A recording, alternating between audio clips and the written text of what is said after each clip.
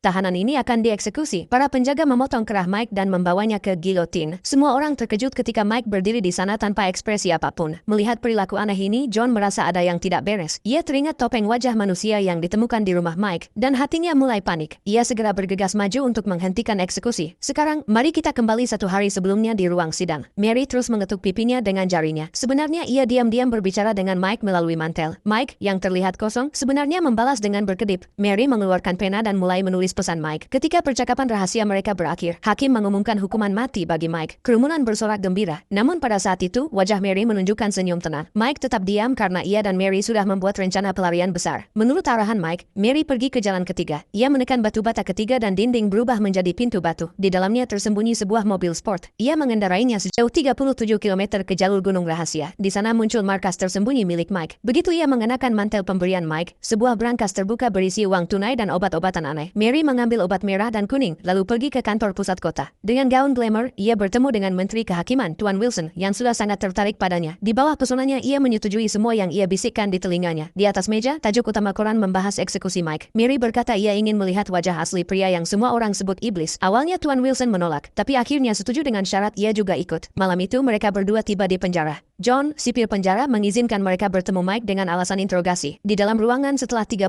menit, John berkata dengan suara dingin bahwa Mike tidak mengatakan apa-apa. Sipir mengangguk, mengatakan Mike tidak menunjukkan ekspresi sejak hari ia tiba. Begitu pintu tertutup, Mary menyuntikkan obat ke menteri dan ia pun pingsan. Dengan jepit rambut, ia membuka borgol Mike sementara menteri terbaring tak sadarkan diri. Mary memasang topeng di wajah menteri, menjadikannya kembaran Mike. Lalu ia membawa Mike yang asli keluar. Sementara itu, Mike masuk ke kantor menteri untuk mencari uang yang dicuri. Ketika ia hendak pergi, sekretaris menteri menerima telepon dari seorang inspektur yang memperingatkan bahwa Mike telah mengambil identitas menteri dan harus dihentikan. Namun sekretaris mengira itu telepon penipuan dan dengan marah menutupnya. Mike yang mendengar semuanya segera berlari keluar. Ia melewati polisi yang datang untuk menangkapnya dan langsung melompat ke mobil Mary. Mereka pun melarikan diri bersama.